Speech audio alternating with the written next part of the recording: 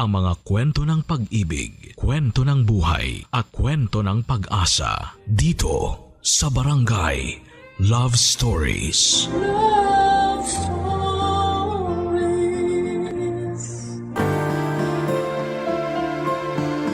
Maraming pamilya ang nahihirapang tugunan ang kanilang mga pang-araw-araw na pangangailangan. Karamihan sa kanila ay tahimik na nagpapatuloy sa buhay sa kabila ng mga pagsubok at paghihirap. Ikaw, kabarangay, ano ang nararamdaman mo kapag nakakakita ka ng pamilyang salat na salat sa buhay? Dear Papa Dudut, magandang araw po sa inyo at sa mga kabarangay ninyo. Itago nyo na lamang po ako sa pangalang Bella. At gusto ko pong ibahagi sa inyo ang lahat ng hirap at pagsubok na pinagdaanan ko. Tatlo po kaming magkakapatid sa pamilya namin at nakatira lang po kami sa barong-barong na bahay sa isang squatters area dito sa probinsya. Ang papa ko po ay isang construction worker at ang mama ko naman ay isang selbedora sa isang maliit na kainan. Kahit na may mga trabaho po ang mga magulang ko ay hindi pa rin po ito naging sapat para matustusan ng lahat ng mga pangangailangan namin. At dahil walang-wala po kami, ito rin ang naging dahilan kung bakit elementarya lamang ang natapos ko. Pero kahit elementarya lang ang natapos ko ay ginawa ko pa rin ang lahat para makatulong sa pamilya, lalong-lalo na at ako pa naman yung pinakamatanda sa aming magkakapatid. Araw-araw po akong nangangalakal para lang makaranas ng kaunting ginhawa sa buhay. Pero sa araw-araw na ginawa ng Diyos ay hindi naging sapat yung pangangalakal para umasenso kami sa buhay. Kaya ng mga panahong yon ay dito ko napagtanto na kung gusto kong umasenso sa buhay ay kailangan kong makapagtapos ng pag-aaral. Ang totoo po niyan, inggit na inggit po ako sa mga naging kaklase ko noong elementarya dahil karamihan sa kanila ay nakapagtapos na ng kolehiyo. At ang iba sa kanila ay nakapag-abroad na at doon ko na po napagtanto na kailangan kong bumalik sa pag-aaral kung gusto kong makaranas ng kaunting ginhawa sa buhay. Pero nagdadalawang isip ako na sabihin kina mama at papa ang kagustuhan ko na makapagtapos ng pag-aaral. Kasi sigurado ako na hindi sila matutuwa dahil ang gusto ng mga magulang ko ay yung magpatuloy ako sa pangangalakal para makatulong sa pamilya. Pero habang tumatagal, Papa Dudut, ay mas lalo akong nalalapit sa masaklap na katotohanan na walang magandang buhay na patutunguhan ang pangangalakal ko. Kaya naglakas loob na akong sabihin kay mama yung tungkol sa kagustuhan kong bumalik at makapagtapos ng pag-aaral.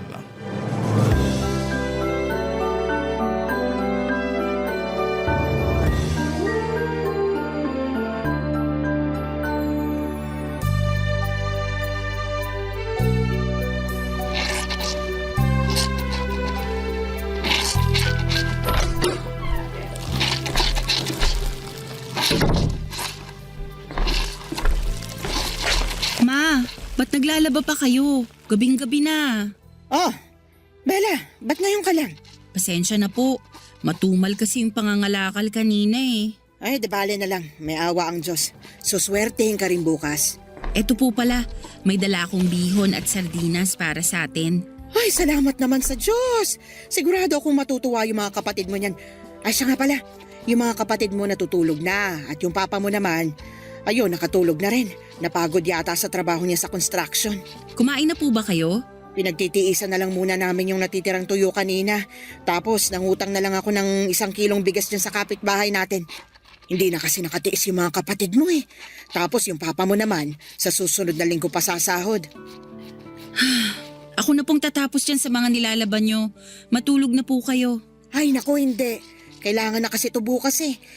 Ay, mas madali matatapos to kung pareho natin pagtutulungan. Sige ho, tulungan ko na po kayo.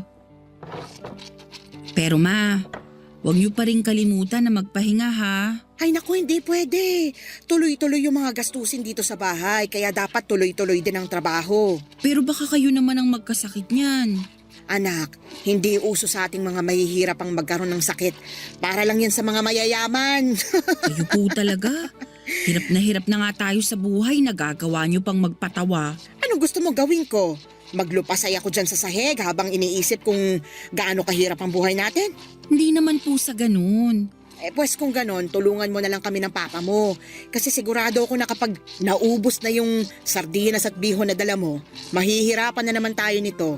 Bati niyo na lang po gamitin yung ibabayad sa inyo dito sa labada. May utang pa ako sa amo ko. Kailangan kong bayaran yun kasi kung hindi, sigurado ako na hindi na ako pauutangin nun. Ma, may gusto sana akong sabihin sa inyo. Ano yon? Gusto ko po sanang bumalik sa pag-aaral. Bella naman, hindi na nga sapat yung kinikita namin ng papa mo. Tapos ngayon, gusto mo pang bumalik sa pag-aaral?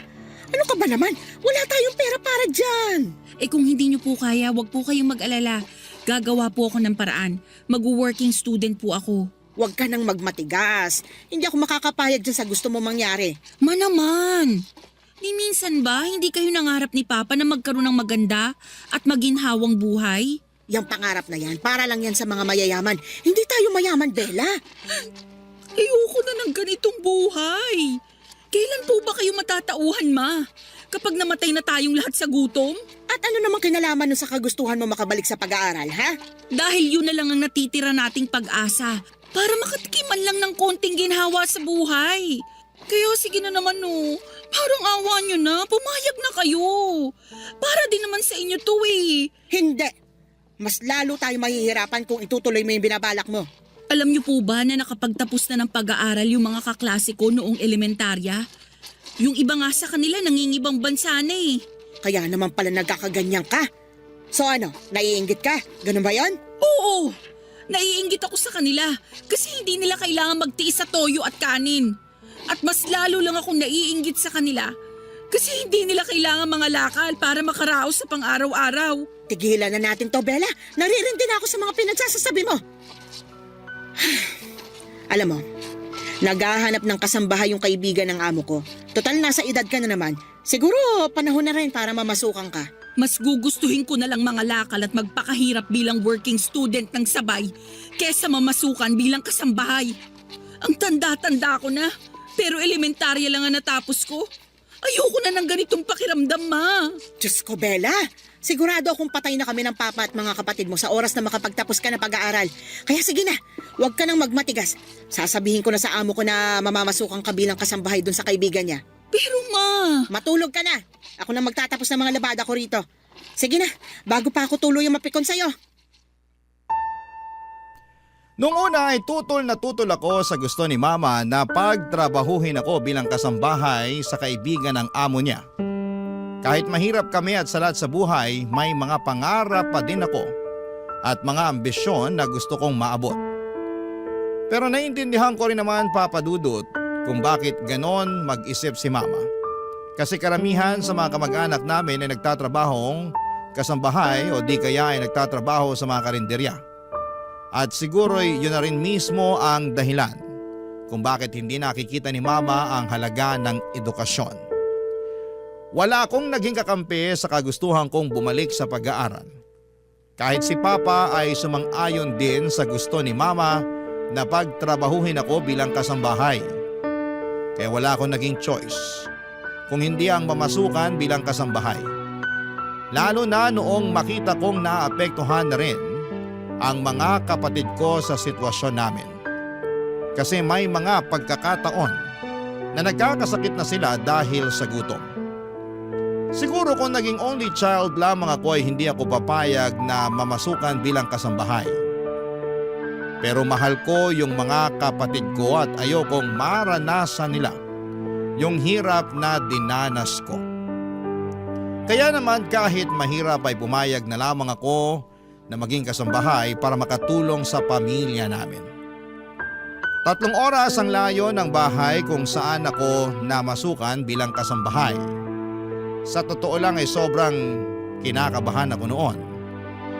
Kasi sanay akong mangalakal pero hindi ako sanay na mamasukan bilang kasambahay. Bukod pa doon ay maraming balita sa TV tungkol sa mga kasambahay na pinagmamalupitan o inaabuso ng mga amo nila kaya mas lalo lamang akong natakot. Ipinapasa Diyos ko na lamang ang magiging kapalaran ko bilang kasambahay. Ipinagdasal ko na lamang na sana hindi ako matulad sa mga kasambahay na nakikita ko sa TV na minamaltrato at hindi pinapasahod ng maayos.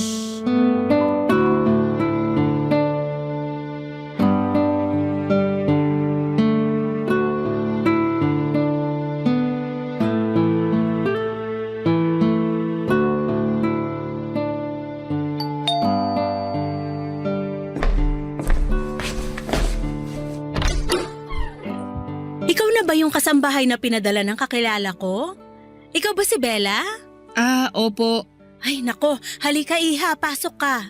Sige po, salamat. Dito tayo sa sala.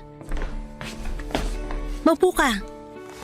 Ang laki-laki po pala nitong bahay ninyo. Ay oo, pero wag ka mag-alala kasi dalawa lang naman tayo dito sa bahay. Patay na kasi yung asawa ko. Tapos yung anak ko naman may pamilya na sa ibang bansa. Ganun po ba? Huwag po kayong mag-alala kasi makakaasa po kayo na gagawin ko ng maayos ang trabaho ko dito. Mabuti naman kung ganon. Mukhang mapagkakatiwalaan ka naman eh. Ako nga pala si Minda. Nice to meet you po, Ma'am Minda. Ano ka ba? Aling Minda na lang. Masyadong nakakailang naman yung ma'am. Sige po, Aling Minda. Mukhang mahiyain kang bata, no? Siguro first time mo mamasukan bilang kasambahay. Opo. Pero wag po kayong mag-alala kasi sanay na sanay po ako sa mga gawaing bahay. Nga pala Iha, may tatanong ako sa'yo.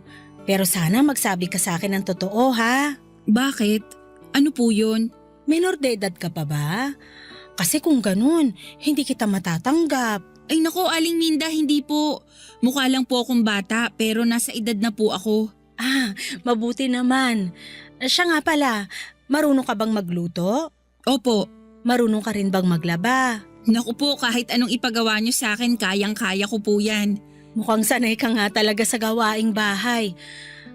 Nga pala, ibigay mo na rin sa akin yung cellphone number mo para makontak kita kung sakaling aalis ako ng bahay. Bakit? May problema ba? Wala po kasi akong cellphone eh. Seryoso ba? Opo, kapos kasi sa budget eh. Nako, kawawa ka naman pala. Teka lang ha, diyan ka lang. May kukunin lang ako sa drawer.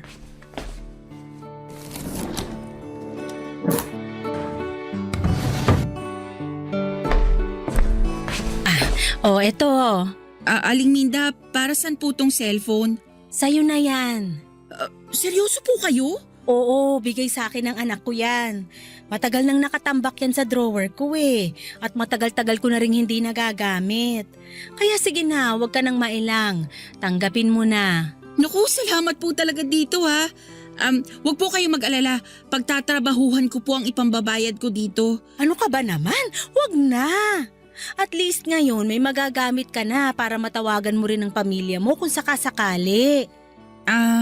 Wala din po kasing cellphone si na mama eh. Pero di bali na lang po kasi nagbabalak na naman na akong ibili ng mumurahing cellphone si mama kapag sumahod na ako. Nakakatuwa naman. Napaka-family oriented mo naman palang bata ka. Pero ipapaalala ko lang sa'yo ha, na wag mong kalilimutan ang sarili mo. Matuto kang mag-ipon habang bata ka pa. Opo. Aling Minda, salamat po talaga ha. Ano ka ba? Wala yun. Siya nga pala, halika dito. May papakita ko sa'yo. Dalhin mo na rin yung mga gamit mo. Sige po.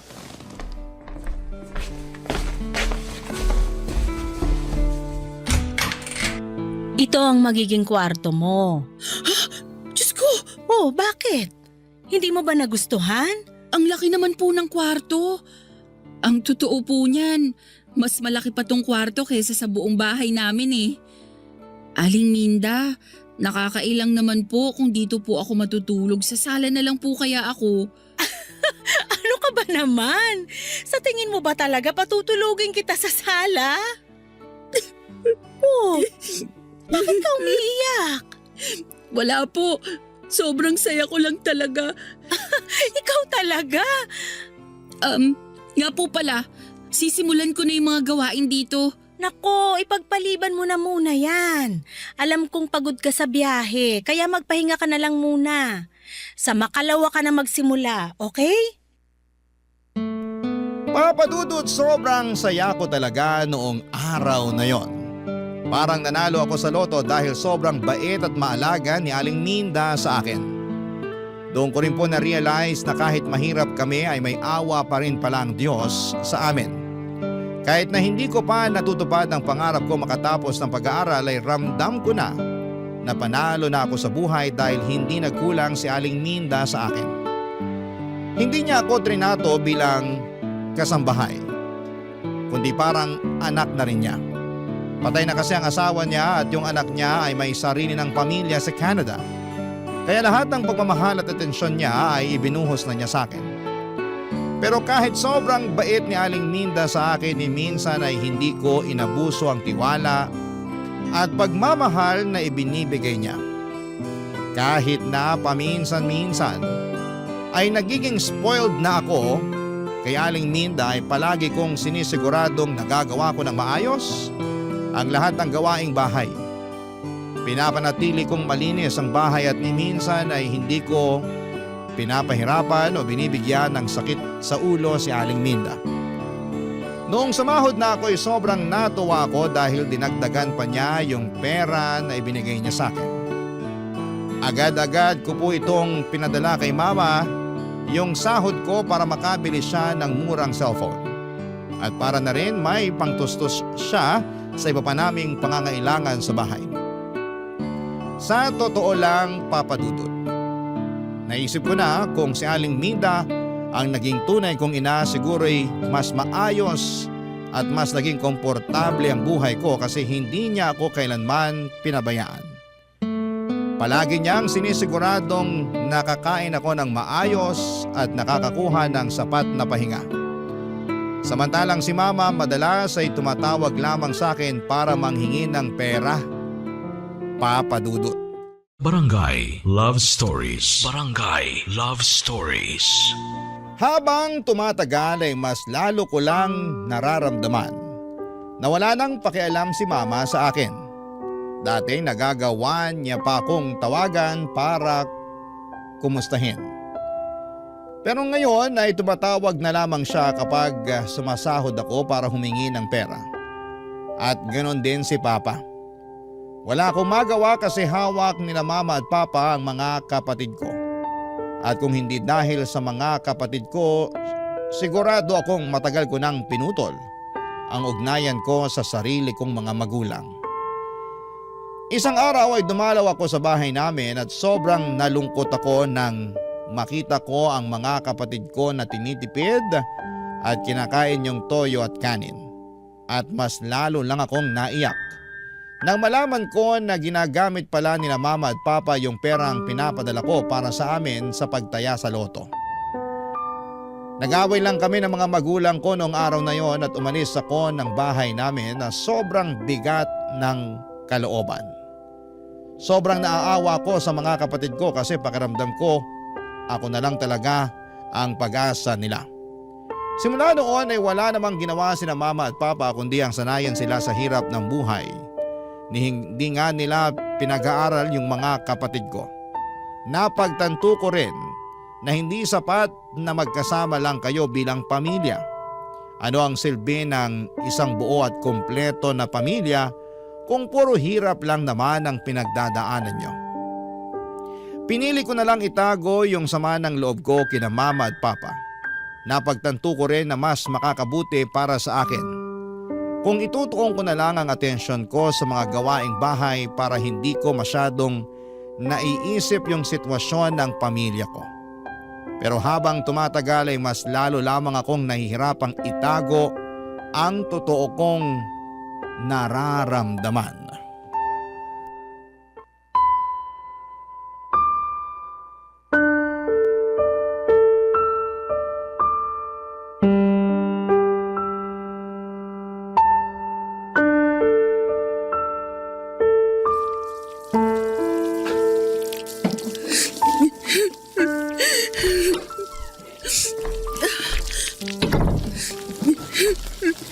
Uy, Bella! Tamang-tama, bumili ako ng fried chicken at spaghetti. Halika dito, sabayan mo na akong kumain. Oh, halika lang. Umiiyak ka ba? Naku, Aling Minda, pasensya na po kayo. Wala po to. Mamaya mo na tapusin yung mga hinuhugasan mo. Maupo ka nga muna dito.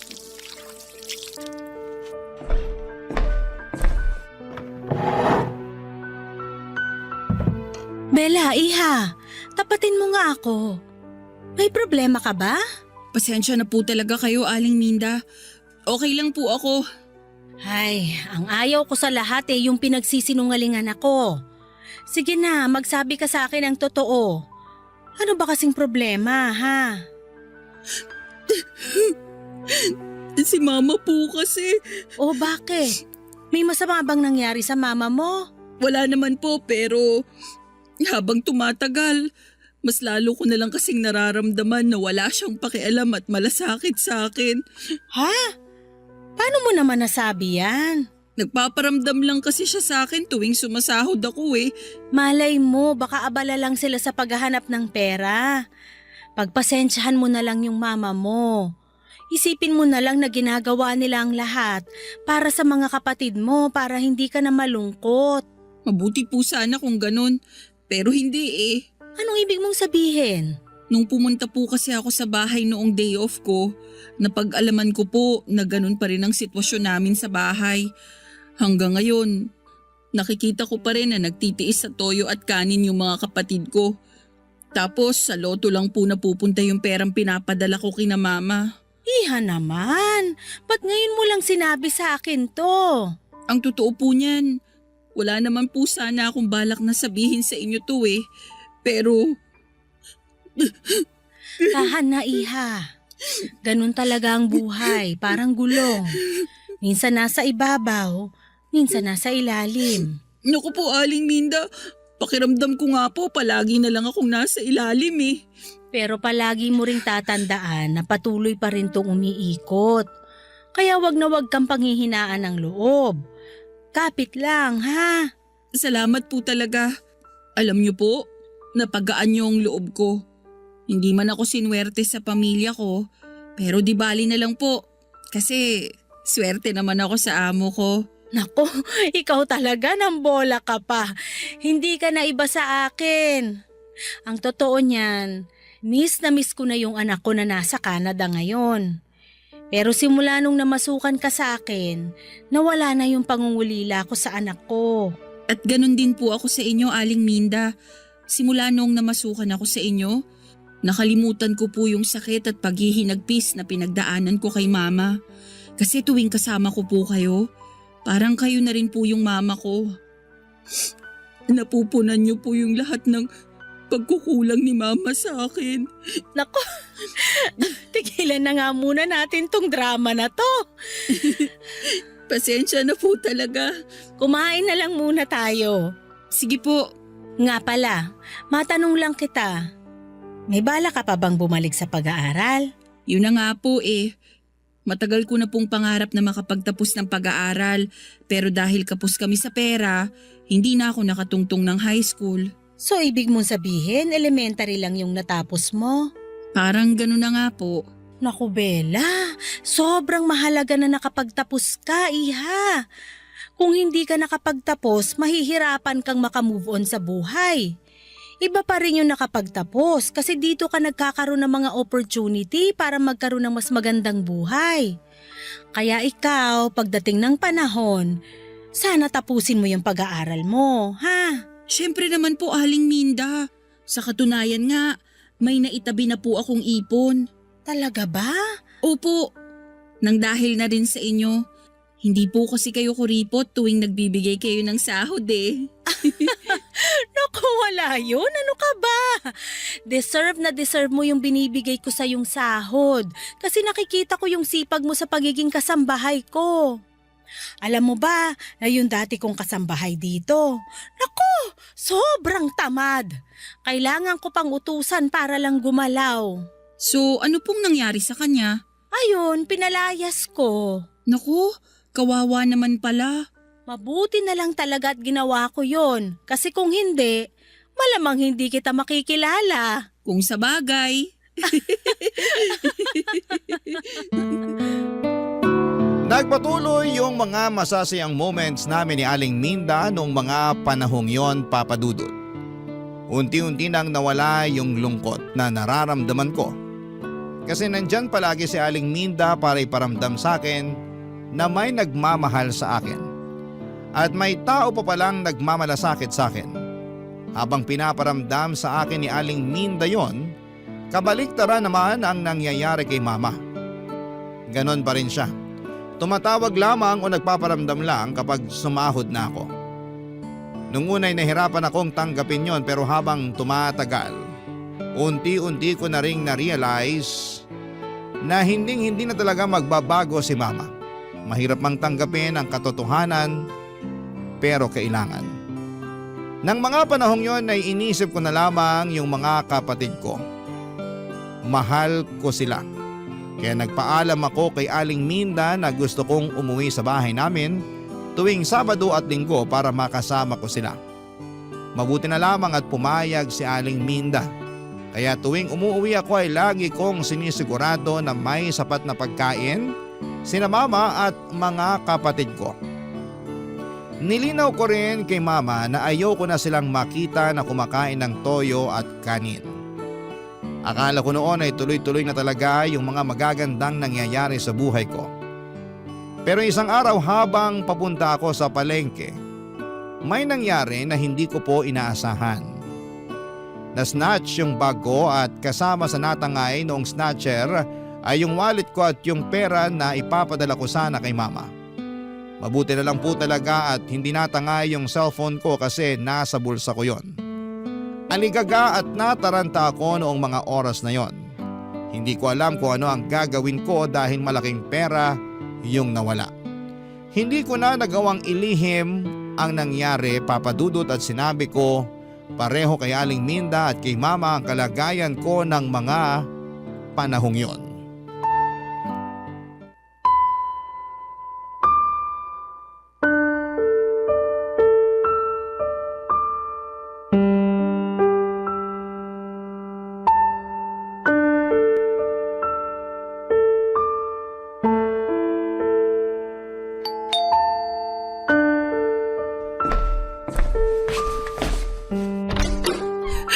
Bella! Huya! Ano nangyari sa'yo? Bakit ka umiiyak? At ba't mukhang takot na takot ka? Aling Minda. Kumalma ka nga! Ano ba kasing nangyari sa yung bata ka? Aling Minda. Sorry po talaga. Ay, maupo ka nga muna dito sa sofa. Sabihin mo na sa akin kung anong nangyari sa'yo. Mapagkakatiwalaan mo ko. Ano ba kasi yon para matulungan kita? Aling Minda, tinangay po kasi nung snatcher yung bag ko. Ano? Pasensya na po talaga.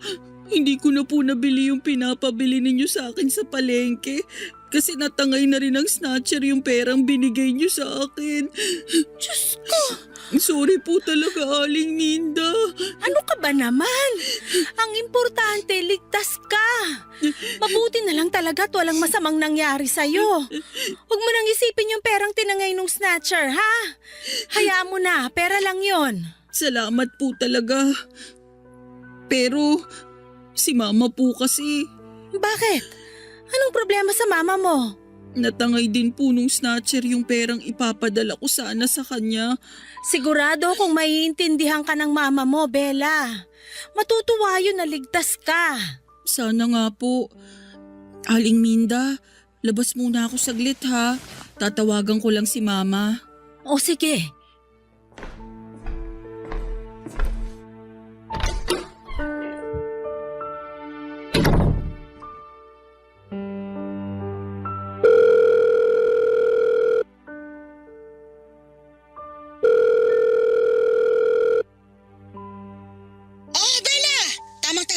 Tatawagan na sana kita pero naunahan mo ako.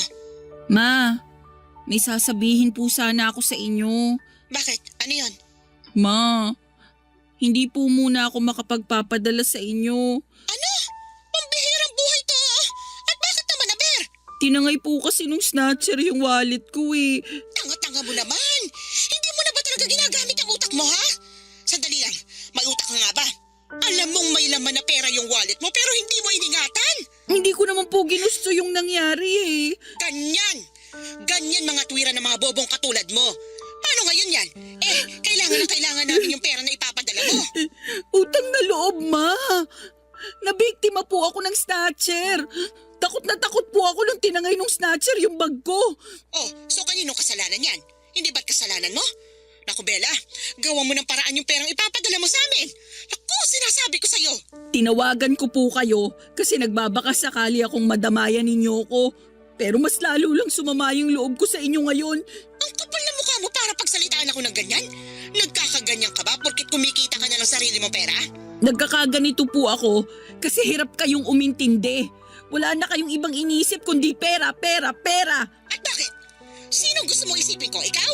Oo, kasi simulat sa pool, hindi ko naramdaman na nanay ko kayo. Walang hiya ka? Hoy Bella, tandaan mo na hindi ka mabubuo at mabubuhay sa mundong ito kung hindi dahil sa akin. Sige na po, papatayin ko na to. Baka makalimutan ko lang na nanay ko kayo pag pinagpatuloy pa natin to.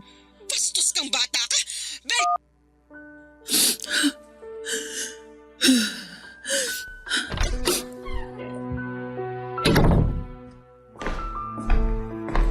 O Bella, ba't namumulay ang mga mata mo?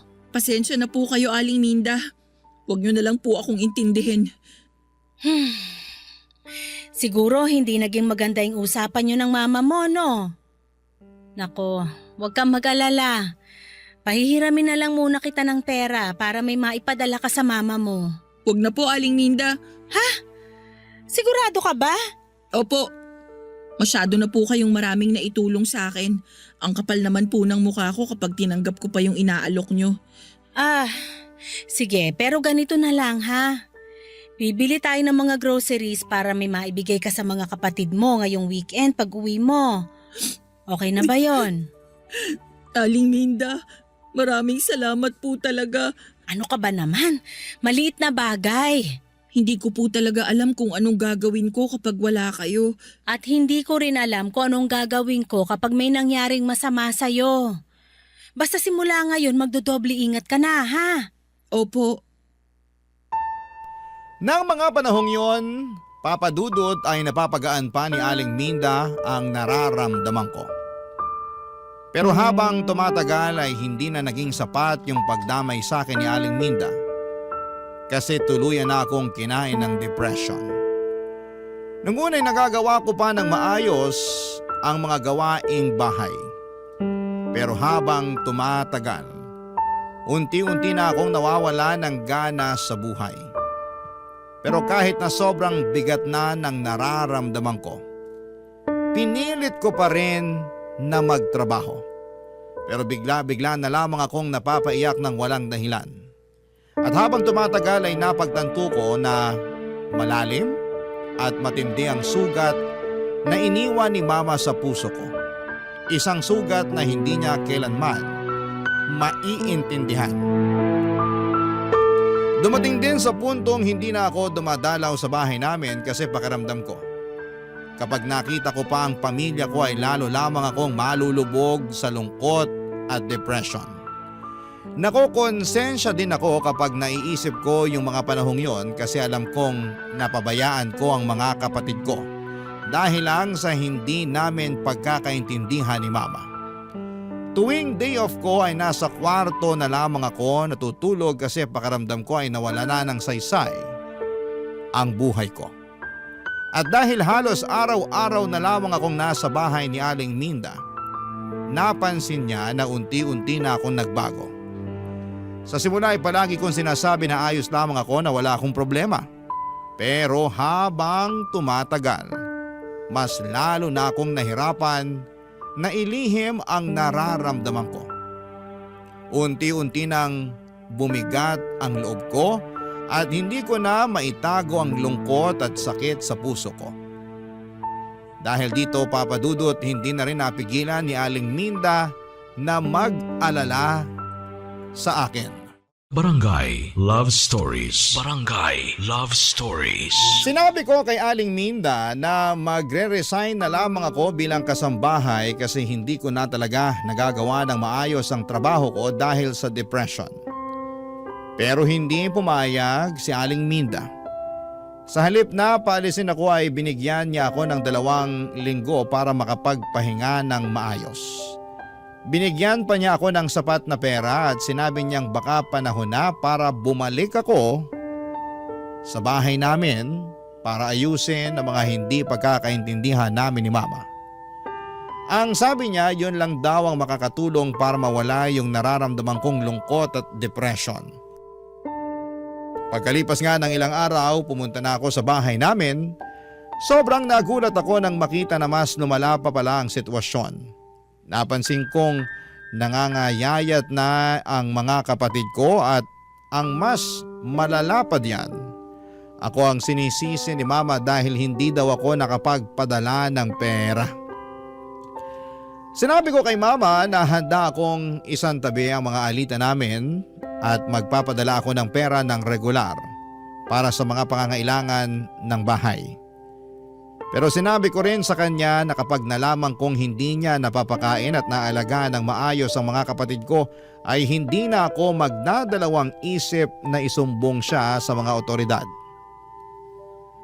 Pakiramdam ko ay natakot siya sa sinabi kong yon kasi bigla siyang nanahimik. Hindi ko na naubos yung 2 linggong pahinga na ibinigay ni Aling Minda. Bumalik ako kaagad sa bahay ni Aling Minda at sa paglipas ng mga buwan, nagagawa ko na rin ang maayos ang trabaho ko at regular na ulit akong nakakapagpadala ng pera. Tuwing bumibisita ako sa bahay namin ay nakikita ko na maayos na nakakakain at mas maganda na ang kalagayan ng mga kapatid ko. At para sa akin ay sapat na yon. Noong mga panahong yon ay wala na talaga akong pakialam kay Mama. Ang importante na lamang para sa akin ay yung mapabuti ang kalagayan ng mga kapatid ko.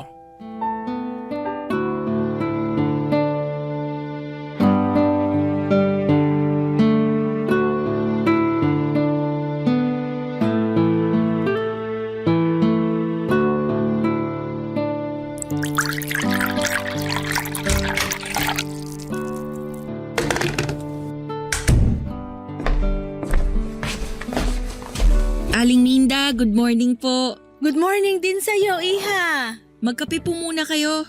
Maraming salamat. Gusto niyo po ba ng makakain? Pwede ko po kayong ipagluto. Wag na, okay na ako dito sa kape. Sige po, balikan ko na lang po kayo. Tatapusin ko na muna yung mga labada. Sandali lang, maupo ka muna dyan. Bakit po? May kailangan po ba kayo? Mamaya mo na tapusin yung mga labada. Mag-usap muna tayo. Sige po. Kamusta na kayo ng mama mo? Okay naman po kami. Napansin ko rin na maayos nang nakakakain ng mga kapatid ko. Natakot ata nung pinagbantaan ko siya na isusumbong ko siya sa mga otoridad kung hindi niya aayusin yung pag-aalaga sa mga kapatid ko. Tama yan. Yung mga kapatid mo na lang munang pagtuunan mo ng pansin nang sa ganon, hindi ka mabaliw sa kakaisip dyan sa mama mo. Kaya nga po eh. Nga po pala, Aling Minda, gusto ko po sanang humingi ng tawad sa inyo. Oh, bakit naman? Kasi naging pabigat ako sa inyo noong mga panahong nagkaroon ako ng depression. Bella, ni minsan hindi ka naging pabigat sa akin. Yan ang palagi mong tatandaan. Maraming salamat po talaga. Siya nga pala, anong grade na yung mga kapatid mo? Hindi po kasi nag-aaral yung mga kapatid ko eh. Ano? Seryoso ba? Opo.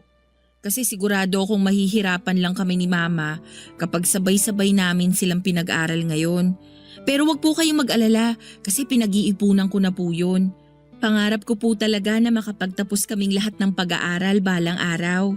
Kawawa naman pala. Ay. Bella, may gusto akong ialok sa'yo. Ha? Ano po yun? Gusto kong bumalik ka sa pag-aaral. At ako na ang sasagot sa lahat ng gastusin mo. Ano po? Seryoso po ba kayo? Oo naman. Mabait at matalino kang bata, Bella. At deserve na deserve mo yung ganitong klaseng oportunidad. Maraming salamat po talaga, Aling Minda. Ang dami-dami niyo na pong naitulong sa akin. Hindi ko na po alam kung paano ko pa kayo pasasalamatan. Basta ipangako mo sa akin na pagbubutihin mo yung pag-aaral mo, ha? Opo, Ano ba naman yan? Huwag ka na ngang umiyak. pasensya na po talaga.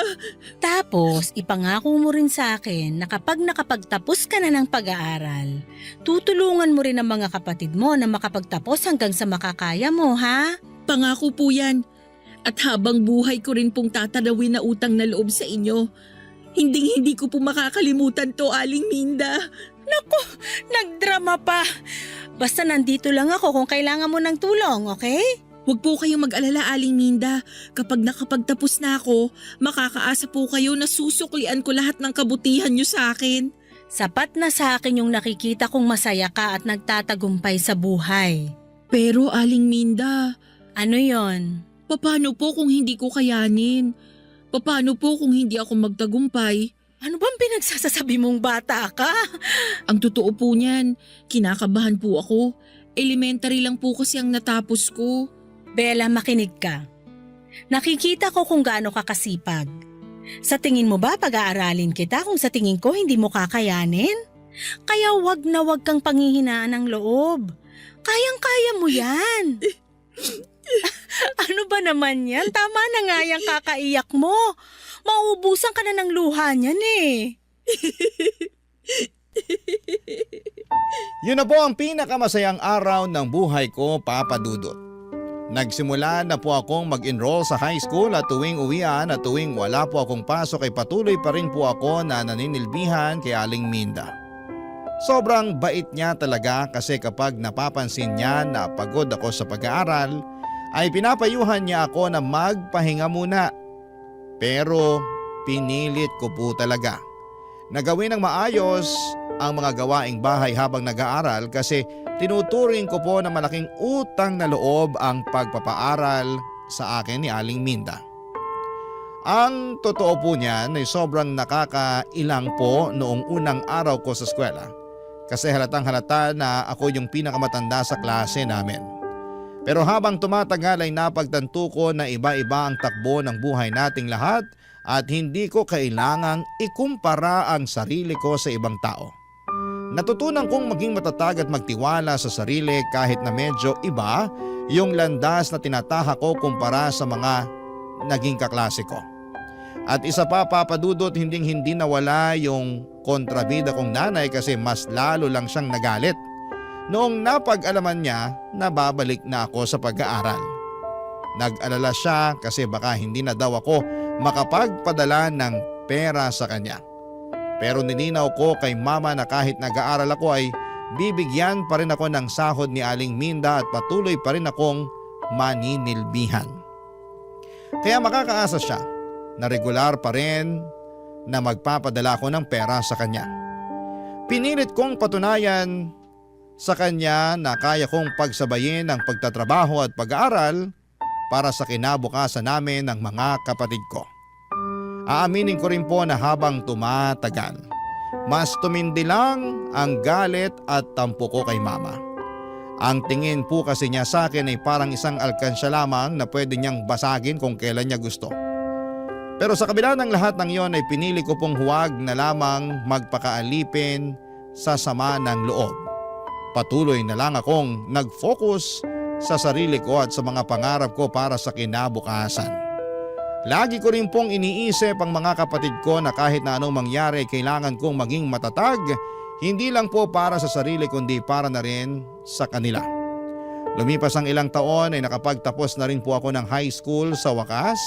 Hindi po naging madali yung mga pinagdaanan ko pero proud na proud ako sa sarili ko kasi kinaya ko yung hirap at pagod na kinailangan kong pagdaanan bago ako nakapagtapos ng high school. At ngayon po ay mas matibay at buo na ang loob ko na harapin ang mga hamon ng buhay dahil napatunayan ko sa sarili ko na kaya kong magtagumpay kahit anumang pagsubok ang pagdaanan ko.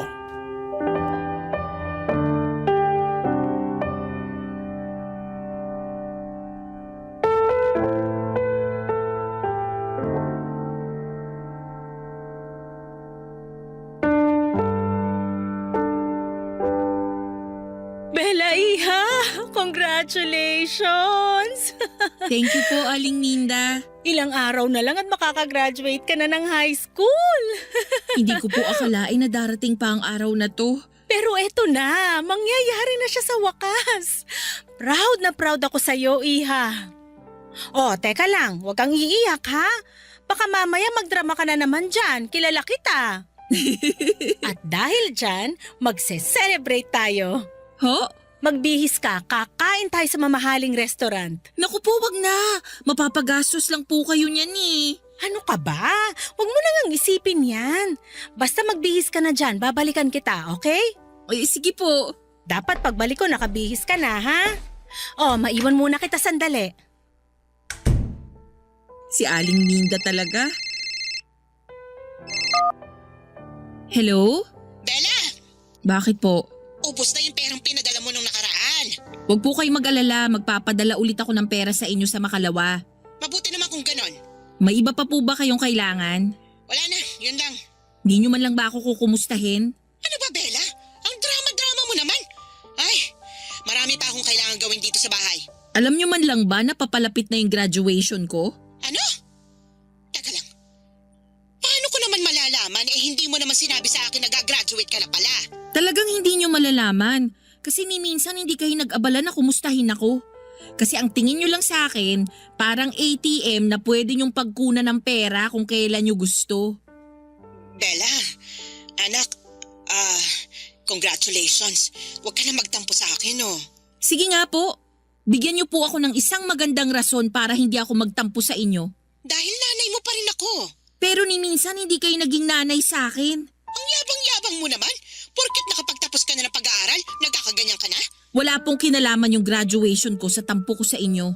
Yung sa akin lang naman po, sawang-sawa na ako sa pinaparamdam nyo sa akin. Kapal ng mukha mong babae ka? Naka-jackpot ka lang ng amo na may kaya? Akala mo kung sino ka na? Yung amo na sinasabi nyo, ang nagsilbing nanay ko sa mga panahong hindi kayo nagpakananay sa akin. Ah, talaga ba? Bakit? Dahil mayaman siya at mahirap lang kami ng papa mo? Ganun ba yon? Hindi! Dahil sa kanya ko lang naranasan yung pagmamahal ng isang tunay na ina. Siya ang pumuno ng lahat ng pagkukulang ninyo. Nung mga panahong pinaparamdam nyo sa akin na wala akong silbi at wala akong kwenta, pinaramdam ni Aling Minda sa akin na may mararating pa pala ako sa buhay. Siya lang ang naniwala sa akin noong mga panahong patuloy nyo akong minamaliit at pinagsasalitaan ng masasama. Wala kang utang na loob? Ang kapal na mukha mo para pagsalitaan ako ng ganyan? Umayos ka, Bella, ha? Bawas-bawasan mo yung tabas ng dila mo kundi puputulin ko yan. Ngayong nakapagtapos na ako ng high school, mag-working student ako para makapagkolehiyo. Uupa ako ng maliit na boarding house at higit sa lahat, kukunin ko na yung mga kapatid ko. Diyos may patawarin, ang yabang-yabang mo. Bakit? Kaya mo na bang buhayin ang mga kapatid mo, ha? Sigurado akong mahihirapan ako sa gusto kong mangyari. Pero hindi ako makakapayag na gawin nyo sa mga kapatid ko yung ginawa nyo sa akin. Kaya gagawin ko to ng paraan hanggat sa makakaya ko. At bakit? Ano ba ginawa ko sa'yo, ha? Diyos ko ma, ginawa nyo akong alkansa at paulit-ulit nyong binabasag. Nanay mo ako at anak lang kita, kaya dapat lang. Matanong nga kita ma, kailan mo ba ako huling kinumusta? Kailan ba yung huling nagtanong ka kung okay lang ba ako? Kailan yung huling tumawag ka na hindi binabanggit ang tungkol sa pera? Kailan?